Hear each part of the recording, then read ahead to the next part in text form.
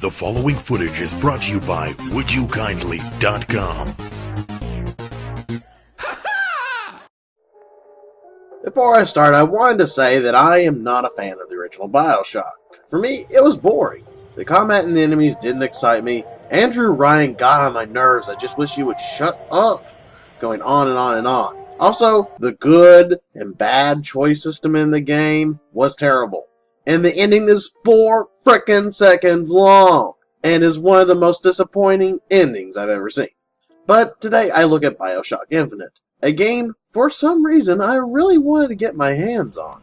So, did this non-fan of the series enjoy this game? So, for this one, I wanted to do a longer intro, so we're just going to go ahead and skip the little normal, cool flashy intro that I do. And let's just get on the game machine. It starts now. Are you going to just sit there? As compared to what? Standing? Not standing, rowing. Rowing? I hadn't planned on it. So you expect me... You play as Booker DeWitt, a man who's in a lot of debt. He is told to get this girl and his debt would be cleared. So it sounds legit, right? Right? You travel to a flying city called Columbia. Now you won't find Juan Valdez and his donkey selling coffee, but you will find a rich world and a beautiful world that has a dark side. Let's say it will cover all kinds of topics, and a lot of it will be sensitive to some. But you gotta take into consideration, this game takes place in 1912, and this plays a big part in the story. So if you're history buff, you'll get a kick out of it. On top of that, there's a lot of the space-time continuum stuff being ripped out and all that, so it's got a sci-fi element, and it's kind of a cool, interesting mix. Won't go into too much, but when you meet this girl Elizabeth, Booker and her work great together. Trust me when I say the ending will be one of the most unique endings I've seen in a while. And that comes a long way from the original Bioshock ending. It may confuse some, but it's one of those you're going to want to discuss with others. You will really enjoy your experience, and you will be talking about it with your friends for quite a while.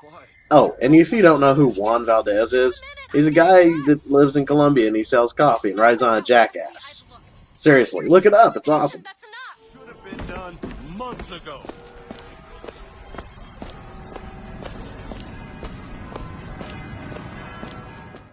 This game looks amazing. The city of Columbia is the highlight. As I mentioned, it's a rich and varied world.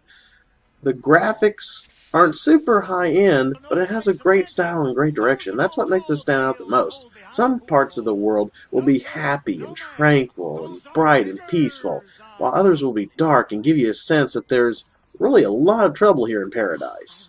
One of the best parts of the game is exploring this world, and you can find stuff like audio recordings and all kinds of other things, and especially the audio recordings will be very helpful when it comes to piecing together a lot of the parts of the story. It also has some really great music, and it has some actual spins on modern music, 1912 style. Also, props go out to the great voice acting cast. It's great direction, great voice acting, all around it's awesome. You really care about the characters, and they put a lot into it. And I just gotta say, it's really, really an amazing feat.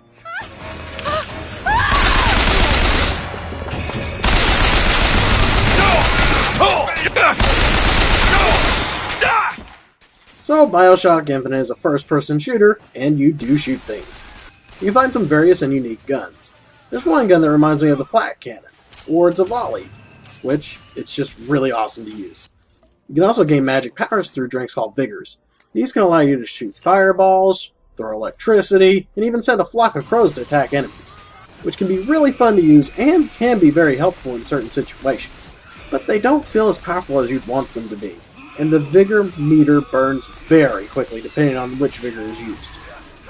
You can upgrade weapons and Vigors, and it can be very helpful. Combat itself, while not the best shooter, it really works.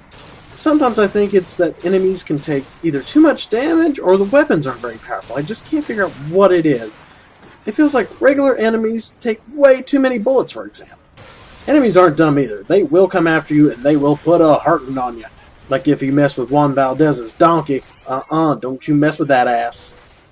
One of the most useful things in battle is that Elizabeth is actually pretty helpful. She doesn't need your help, and she can spawn items into reality to help you in battle.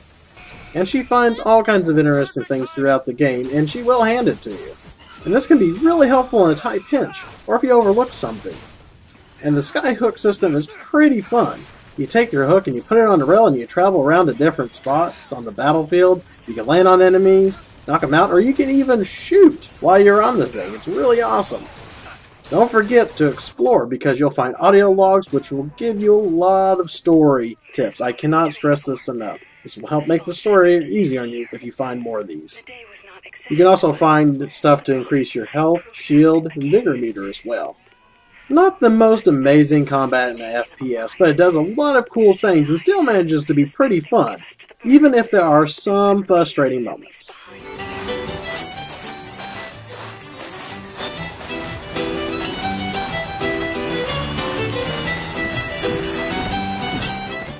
Seeing as the first Bioshock has turned me off, Infinite has won me over. It's not the best game ever played, but it will be probably one of the best games of this year. And it has such a unique ending, you'll want to keep talking about it. If the combat was just a bit better, I would say this would have been higher up on my Game of the Year list. And if you do not buy this game, then you should definitely at least rent it, and realize the best thing about Bioshock is not the one significant moment in Bioshock Infinite. It's not about the one significant moment. It's about the whole thing. And once you realize that, you'll really see why people are in love with it. So till next time, guys, game on. Hey, where's my frickin' coffee, Juan Valdez? Get your ass over here. Not your ass, I mean get you over here.